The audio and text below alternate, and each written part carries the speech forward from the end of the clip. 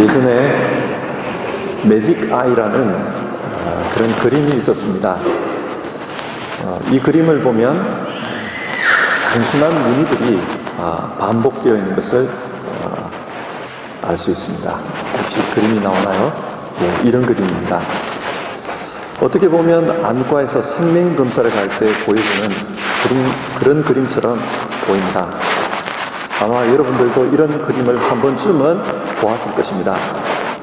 그냥 보면은 아무런 내용도 없이 그저 어지럽게 점들을 찍어 놓은 것 같습니다만, 그런데 어느 순간 그 속에서 하나의 분명한 그림이 보입니다. 너무 신비한 그림입니다. 그래서 사람들은 이런 그림들을 매직 아이, 마술 같은 그림이다, 그렇게 불렀습니다. 아마 이것과 비슷한 것이 어떤 사진 작가가 눈밭에서 찍었다는 예수님의 얼굴일 것입니다.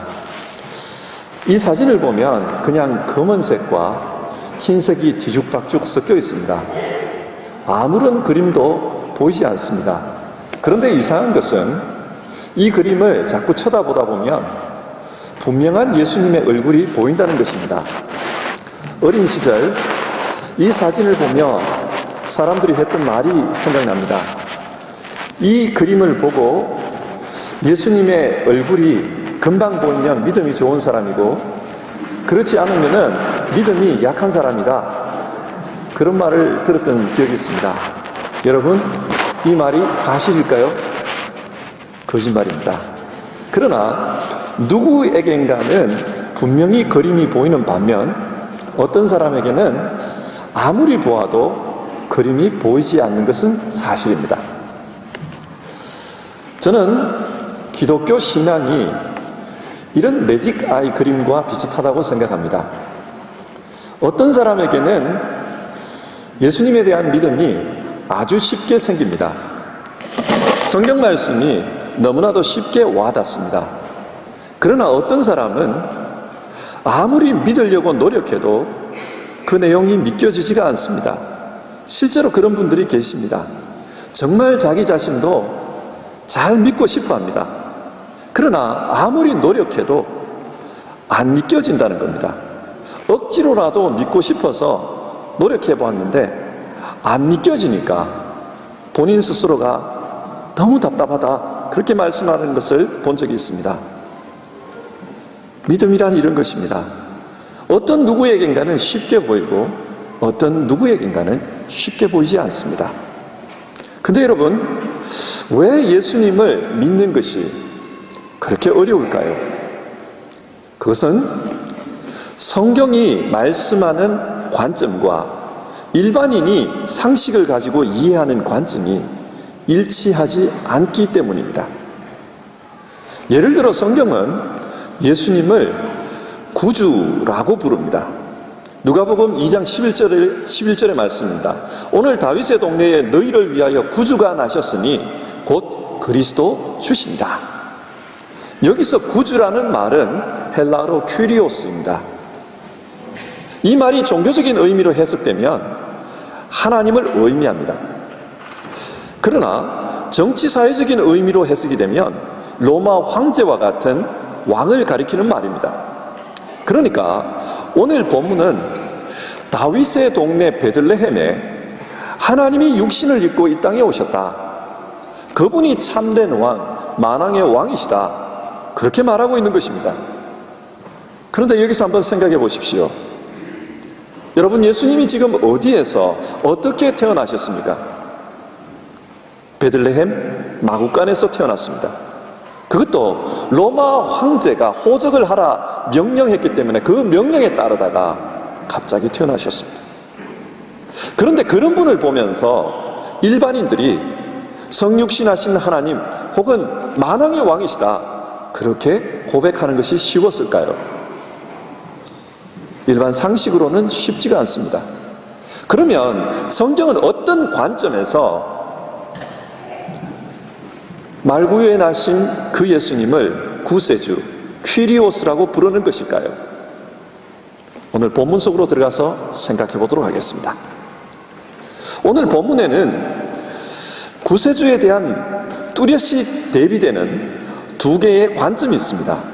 하나는 아우구스토를 중심으로 하는 관점이고, 다른 하나는 구약의 메시아 사상의 관점으로 바라보는 것입니다. 1절 말씀입니다. 그때에 가이사 아우구스토가 영을 내려 천하로 다 호적하라 하였으니, 가이사 아우구스토가 로마의 황제가 된 것은 주전 27년의 일입니다. 그런데 황제가 되기까지 로마의 역사에는 험난한 과정이 있었습니다. 기원전 44년 당시 로마의 최고 권력자였던 율리우스 카이사르가 원로원에서 암살됩니다. 그때까지 로마는 수백 년 동안 권력이 한 사람에게 집중되는 것을 거부했습니다. 의회에서 국가 원로들이 회의를 통해 모든 것을 결정하는 공화정 시스템이었습니다. 그런데 카이사르가 권력을 독점하여 마치 황제처럼 행세하려 하자 이에 반발한 사람들이 의회에서 카이사르를 암살한 것입니다. 그렇게 절대 권력을 휘두르던 카이사르가 죽자 로마는 더 큰 혼란에 빠졌습니다. 예를 들어서 생각해 보면 근장에 있었던 이집트를 한번 보십시오. 이집트는 무바라크 대통령이 1981년부터 2011년까지 30년 동안 절대 권력을 휘둘렀습니다. 그의 재임 기간에 투표를 하면 찬성 투표가 거의 90%에 육박했습니다. 그는 독재자였습니다. 그러는 와중에 아랍의 봄, 민주화 운동이 일어났고, 그래서 권력에서 축출되고 말았습니다. 그런데 그러고 나서 이집트는 어떻게 되었습니까? 혼돈 그 자체였습니다. 3년 사이에 4번이나 권력이 바뀌었습니다. 그래서 결국은 군을 장악한 장군이 군대를 앞세워 쿠데타를 일으키고 대통령의 자리에 오르게 되었습니다.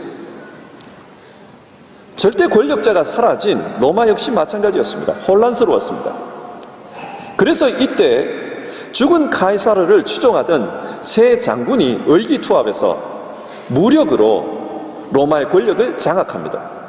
그리고 이 세 사람이 로마 영토를 분할하고 각자의 영역에서 권력을 독점하기 시작합니다. 하지만 이런 권력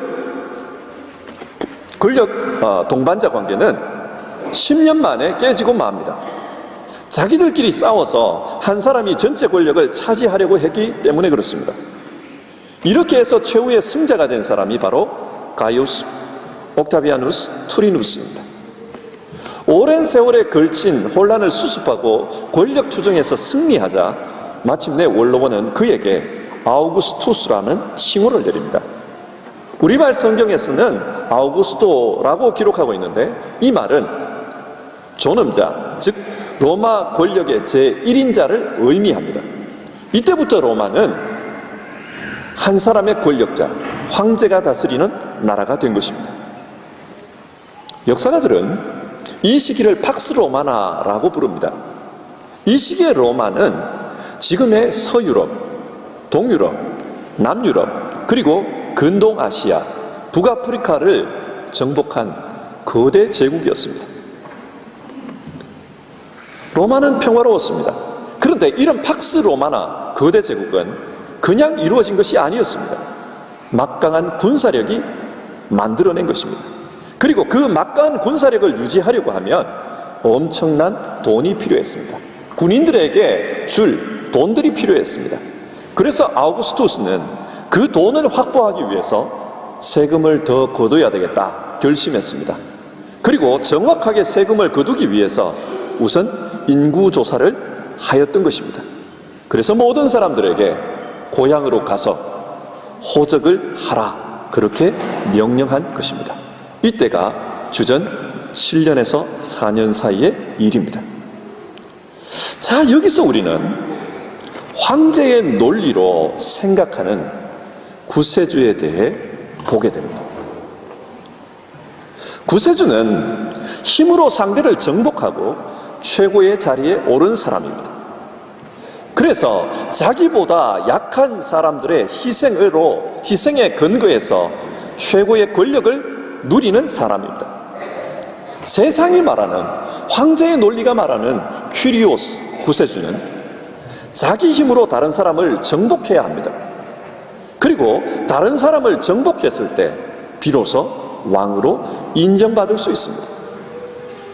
아우구스토가 바라보는 구세주는 이런 의미입니다. 반면 메시아 사상의 관점으로 바라보는 구세주의 모습은 어떠한가? 이사야 53장에 메시아의 모습을 이렇게 예언하고 있습니다. 그는 주 앞에서 자라나기를 연한 순 같고 마른 땅에서 나온 뿌리 같아서 고운 모양도 없고 풍채도 없은즉 우리가 보기에 흠모할 만한 아름다운 것이 없도다. 메시아는 인간적인 아름다움을, 인간적인 화려함을 가진 분이 아니라는 겁니다. 길을 지나가기만 해도 사람들이 그 사람을 다 쳐다보는 그런 모습, 그런 스펙이 아니라는 겁니다. 인간적으로 볼 때 그는 조건이나 훌륭한 능력을 가진 분이 아니었습니다. 오히려 초라한 모습이었습니다.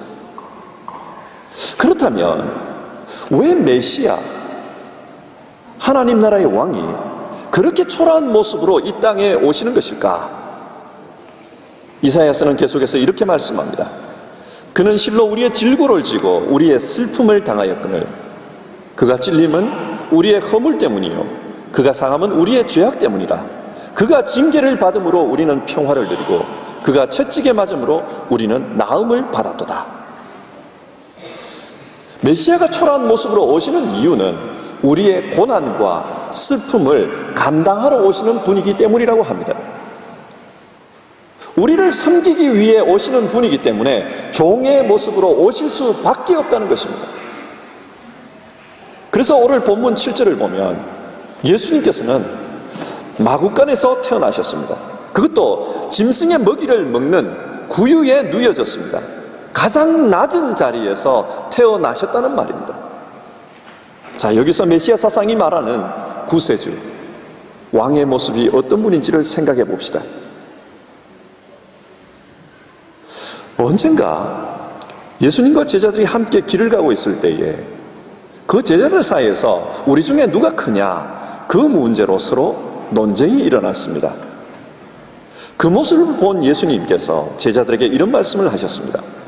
누구든지 첫째가 되고자 하면 뭇 사람의 맨 끝이 되며 뭇 사람을 섬기는 자가 되어야 하리라. 하나님 나라에서 가장 큰 사람은 섬기는 사람이다. 그렇게 말씀하셨습니다. 예수님께서 이런 말씀을 하셨지만 그 이후에도 이와 비슷한 사건이 또 일어났습니다. 예수님께서 예루살렘에 입성하시기 바로 직전이었습니다. 제자들은 이제 예수님께서 예루살렘에 들어가시면 곧 왕위에 즉위하실 것이다, 그렇게 생각했습니다. 그래서 세베대의 아들 야고보와 요한이 선수를 칩니다. 주님께 찾아와 인사청탁을 합니다. 주님의 나라에서 우리 중 하나는 주의 우편에 그리고 다른 하나는 좌편에 앉게 해 주십시오. 다시 말해서 제일 높은 자리를 우리에게 주십시오. 그렇게 부탁을 했습니다. 그때 주님께서 하신 말씀은 너희 중에 누구든지 크고자 하는 자는 너희를 섬기는 자가 되고 너희 중에 누구든지 어뜸이 되고자 하는 자는 모든 사람의 종이 되어야 하리라. 인자가 온 것은 섬김을 받으려 함이 아니라 도리어 섬기려 하고 자기 목숨을 많은 사람의 대속물로 주려 함이라. 메시아 사상이 말하는 구세주 큐리오스의 모습은 섬기는 자였습니다. 그래서 세상의 모든 사람들을 다 섬길 수 있도록 모든 사람보다 더 낮은 자리, 더 낮은 종의 모습으로 오셔야만 했다는 것입니다. 그것이 오늘 성경이 증언하는 베들레헴 마구간에서 태어나신 예수님의 이야기입니다. 자, 그렇다면 이 말씀을 우리의 삶에 한번 적용해 봅시다. 오늘 우리가 예수님을 구세주로 믿는다는 것은 그분의 말씀, 그분의 삶을 나도 따라가겠다, 그것을 의미합니다. 그렇다면 여러분, 우리는 어떻게 예수님을 따라가야 할까요? 겸손입니다. 주님은 모든 사람을 섬기기 위해 모든 사람보다 더 낮은 자리, 가장 비천한 자리에서 태어나셨습니다. 주님께서 이렇게 낮아지셨는데 우리가 그 주님 앞에서 스스로를 높이며 교만하게 산다면 이것은 믿는 자의 도리가 아닙니다. 우리를 섬기러 오신 그분 앞에 우리는 겸손의 모습으로 서 있어야만 합니다. 그렇다면 겸손이 무엇입니까? 겸손은 전제가 있습니다. 겸손은 두 사람 사이에서 발생하는 것입니다. 두 사람의 관계를 설명하는 단어입니다. 두 사람이 바른 관계를 가지는 것, 그것이 겸손입니다. 예를 들어 생각해 봅시다. 먼저 하나님과의 관계입니다. 하나님 앞에서 겸손하다는 것이 무엇일까요? 그것은 하나님을 섬기는 것입니다. 하나님을 섬기는 것은 하나님을 내 아래에 두는 것이 아니라 내 위에 두는 것입니다. 그러나 실제로 하나님을 믿는다, 하나님을 섬긴다고 하면서도 하나님을 내 아래에 나와 대등한 존재로 다룰 때가 얼마나 많은지 모릅니다. 그래서 그분의 뜻보다는 내 생각이 더 옳다고 말할 때가 종종 있습니다. 성경에 나오는 베드로를 생각해 봅시다. 베드로는 제자들 중에서 누가 가장 큰가 그 문제에 관심이 많았습니다. 왜냐하면 스스로가 예수님의 수제자라고 생각했기 때문입니다. 그렇게 생각하고 있는 베드로에게 예수님께서 어느 날 질문하십니다. 너희는 나를 누구라고 생각하느냐? 그때 베드로가 정답을 말해버렸습니다. 주는 그리스도시요 살아계신 하나님의 아들입니다. 이 대답을 들은 주님께서 베드로를 칭찬하십니다. 바요나 시모나, 네가 복이 있도다. 이를 네게 알게 하니는 혈육이 아니요 하늘에 계신 내 아버지시라. 다시 말해서 베드로는 이 순간 하나님의 비밀, 하늘의 지혜를 깨달은 사람이 되어버렸습니다. 스스로 생각할 때 하늘의 지혜를 아는 사람, 이 세상에서 가장 지혜로운 사람이 가장 큰 자가 되어버린 겁니다. 근데 여러분, 그리고 나서 문제가 생깁니다. 그 사건이 있은 바로 직후에 예수님께서 베드로를 향해 사탄아 물러가라 그렇게 꾸짖고 맙니다. 왜 이런 일이 발생합니까? 그것은 주님과 자기 자신의 관계를 바르게 적용하지 못했기 때문입니다. 어떤 점에서? 하늘의 비밀을 아는 데서 말입니다. 예수님께서 베드로에게 말합니다. 이제 예루살렘에 들어가면 십자가를 져야 한다.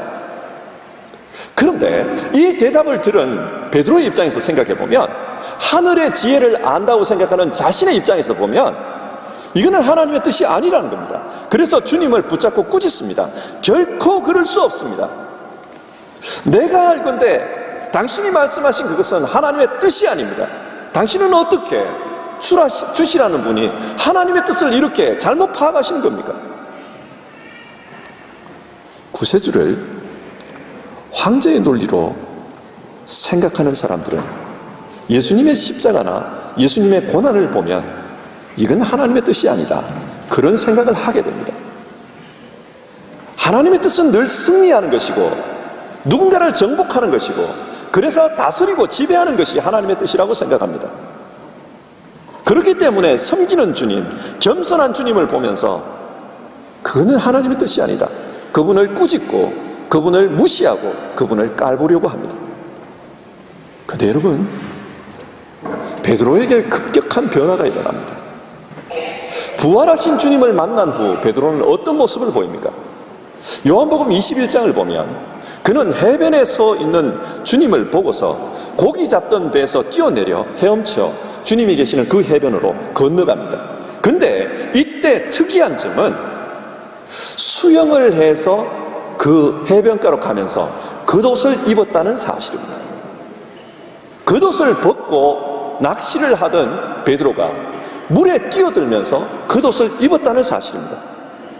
정상적으로 생각하면 수영을 할 때는 입었던 옷도 벗고 물로 뛰어들어야 합니다. 그런데 그런데 베드로는 왜 물로 뛰어들면서 벗었던 겉옷을 다시 입고 물에 뛰어들었을까요? 그것은 주님께 예의를 갖추기 위해서입니다. 부활을 경험한 베드로는 예수님이 어떤 분인지를 분명히 보았습니다. 그분은 자신이 함부로 대할 수 없는 분이시라는 것을 깨달았습니다. 그래서 한순간이지만 그분 앞에 설 때 그분에 대한 예의를 갖추기를 원했던 것입니다. 주님과의 관계가 달라졌습니다. 여러분, 성경에는 구원을 하나님의 의라는 표현으로 표현을 합니다. 하나님의 의, 디카이오 주네, 이 말의 원래 의미는 하나님과의 바른 관계를 뜻합니다. 구원받았다는 게 무엇일까요? 그것은 하나님과의 바른 관계를 가진 것입니다. 우리가 하나님 앞에 설 때 그때 우리는 겸손해야 합니다. 하나님과의 관계에서 우리는 그분을 높이고 나를 낮출 수 있어야 합니다. 이것이 구원의 삶이고 예수님을 구주로 고백하는 자들의 태도입니다. 두 번째로, 사람과 사람의 관계에 대해서 한번 생각해 봅시다. 사람과 사람의 관계에서 바른 관계라는 것이 어떤 것이겠습니까? 그것은 상대방을 대등한 인격체로 인정해 주는 것입니다. 세상 사람들은 사람들을 높은 사람, 낮은 사람, 힘 있는 사람, 약한 사람, 그렇게 구분합니다. 그러나 하나님 앞에서 사람은 하나님의 형상으로서 다 동등합니다. 따라서 사람과의 관계에서 겸손하다는 것은 다른 사람을 나와 동일한 대등한 존재로 대해주는 것입니다. 예를 들어 생각해 봅시다. 누가복음과 사도행전은 동일한 저자 누가에 의해 기록이 되었습니다. 그리고 누가가 기록한 이 문서를 받는 사람은 동일한 데오빌로라는 사람입니다. 그런데 먼저 기록된 누가복음과 나중에 기록된 사도행전 사이에는 데오빌로에 대한 호칭에서 미묘한 차이가 발생합니다. 먼저 누가복음을 보면은 우리 중에 이루어진 사실에 대하여 그 모든 일을 근원부터 미루어 살핀 나도 데오빌로 각하에게 차례대로 써보내는 것이 좋은 줄 알았노니 이는 각하가 알고 있는 바를 더 정확하게 더 확실하게 하려 함이로다. 여기서 누가는 데오빌로를 각하라고 부르고 있습니다. 각하, 아주 높은 분을 지칭하는 호칭입니다. 데오빌로가 어떤 위치에 있는 사람인지 정확히 알 수는 없지만 당시 사람들에게 각하라고 불려야 할 만큼 로마 사회의 신분이었다는 것을 알 수 있습니다. 그런데 누가복음 이후에 기록된 사도행전을 보면 데오빌로를 이렇게 부릅니다. 데오빌로여, 내가 먼저 쓴 글에는 무릇 예수께서 행하시며 가르치기 시작하신부터 승천하신 날까지의 일을 기록하였노라. 여기서 먼저 쓴 글이라는 것은 누가복음을 의미합니다. 그런데 누가는 이 사도행전을 쓰면서는 데오빌로여라고 부르고 있습니다. 이것은 친구에게 대하는 호칭입니다. 자, 그렇다면 첫 번째 편지인 누가복음과 두 번째 편지인 사도행전 사이에 두 사람 사이의 관계에 어떤 일이 벌어진 것일까요? 로마는 엄격한 신분 사회였습니다. 따라서 아래 사람이 자기 임의로 윗사람에 대한 호칭을 함부로 변경할 수가 없습니다. 그런데 어떻게 각하라고 부르던 사람을 친구의 호칭 데오빌로여 이렇게 이름을 부를 수가 있을까요? 가능성은 하나입니다. 데오빌로가 누가에게 이제부터 너는 나를 둘째 해도 좋다, 그렇게 허용했기 때문에 데오빌로여라고 부르는 것입니다. 그러면 데오빌로는 왜 누가에게 이제부터는 둘째 해도 좋다 그렇게 말했을까요? 먼저 쓴 글 누가복음을 읽으면서 우리를 섬기러 오신 예수님 앞에서는 누가 역시도 예수님의 섬김을 받는 사람이라는 것을 발견했기 때문입니다. 데오빌로의 시각으로 볼 때 누가는 하찮은 신분인지 모르겠지만, 그러나 우리를 섬기러 오신 그분 앞에서는 누가 역시도 존중받아야 할 그런 존재라는 것을 발견했기 때문입니다. 하나님 앞에서는 모든 사람이 존중받아야 할 존재다, 그것을 깨달았기 때문에 데오빌로는 누가에게 두째를 허용한 것입니다. 여러분, 사람 앞에서 겸손하다는 것이 무엇이겠습니까? 강한 사람 앞에서 비굴해지는 것, 그것이 겸손이겠습니까? 아닙니다. 겸손이란 복음으로 말미암아 다른 사람을 나와 동등하게 대해 준 것입니다. 요즘 한국 사회에서는 땅콩 리턴 사건 때문에 큰 무리가 일어났습니다. 이것을 계기로 갑을 관계라는 것이 문제가 되었습니다. 사람을 사람으로 대하지 않고 그 사람의 신분을 가지고 나는 갑, 너는 을, 그렇게 평가를 하고 있다는 겁니다. 그 사람을 어떤 수단, 어떤 도구로 이해하기 때문에 수단으로서, 도구로서 너는 갑이고 너는 을이다, 그렇게 평가하고 있다는 겁니다. 우리는 그 사건을 보면서 참 한숨이 나왔습니다. 근데 여러분, 우리 자신 안에는 그런 태도가 없는지요? 우리는 사람을 보면서 그 사람이 가지고 있는 수단이나 그 사람이 가지고 있는 도구를 가지고 그렇게 평가하고 있지는 않은지요? 저 사람은 가치 있는 사람, 저 사람은 가치가 없는 사람, 저 사람은 중요한 사람, 저 사람은 덜 중요한 사람, 그렇게 평가하고 있지는 않은지요? 성탄 예배를 드리면서 사람과의 관계에서 겸손을 생각해 봅시다. 하나님은 우리 모두를 섬기러 오셨습니다. 말씀을 맺겠습니다. 신앙은 어떻게 보느냐의 문제가 중요합니다. 고린도 후서에 이런 말씀이 있습니다. 우리가 주목하는 것은 보이는 것이 아니요 보이지 않는 것이니 보이는 것은 잠깐이요 보이지 않는 것은 영원함이라. 황제의 논리를 따라 눈에 보이는 것만 가지고 사람들을 판단하면 안 된다는 것입니다. 눈에 보이는 것은 시간과 공간의 제약 속에 있다는 말이고, 시간과 공간의 제약 속에 있다는 것은 시간이 흐르고 공간이 흐르면 점점 쇠퇴해 간다는 것을 의미합니다. 그러나 영원한 것은 형체가 없습니다. 그래서 우리는 눈에 보이는 것으로 예수님을 평가하지 말아야 합니다. 눈에 보이는 것으로 사람을 평가하지 말아야 합니다. 영원한 것으로 평가해야 합니다. 그때 예수님은 우리를 섬기러 오셨지만 그분이 구세주, 퀴리오스, 메시아라는 것을 분명하게 볼 수 있을 것입니다. 하나님을 믿으면서 어려움을 겪는 이유 중 하나는 우리가 우리 눈에 보이는 것, 우리의 이성으로 모든 것을 판단하려 하기 때문입니다. 그래서 신도, 인간도 우리의 기준으로, 우리 마음대로, 우리 잣대로 평가하고 있는 것입니다.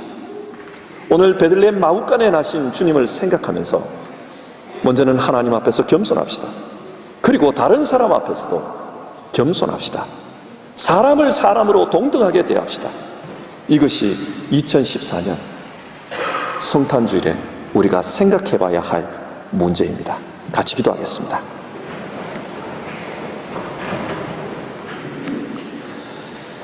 우리를 섬기기 위해 세상의 가장 비천한 곳으로 찾아오신 하나님, 마구간에서 탄생하신 주님을 보며 우리를 섬기시는 그 모습을 살펴보았습니다. 세상의 모든 사람들을 다 섬기기 위해 세상의 모든 사람보다 더 낮은 자리로 찾아오신 주님, 그 주님의 모습 앞에 우리 모두 겸손하기를 원합니다. 눈에 보이는 것, 우리의 이성으로 베드로가 한때 그랬던 것처럼 주님을 판단하지 않게 하시고 하나님 앞에 예의를 갖춰 경배하는 우리 신앙 되게 하여 주시옵소서. 세상은 황제의 논리를 가지고 사람을 대합니다. 그래서 때로는 무시하고 때로는 강한 자 앞에서 비굴하게 굽니다. 하나님, 사람과의 관계에서도 겸손함을 가지게 하옵소서. 상하 관계로 찌든 세상 속에 하나님의 뜻을 드러내는 우리 모두 되게 하여 주시옵소서. 성탄절 빛으로 오신 주님, 그 빛을 드러내는 우리 되기를 소원합니다. 예수님의 이름으로 기도드립니다. 아멘.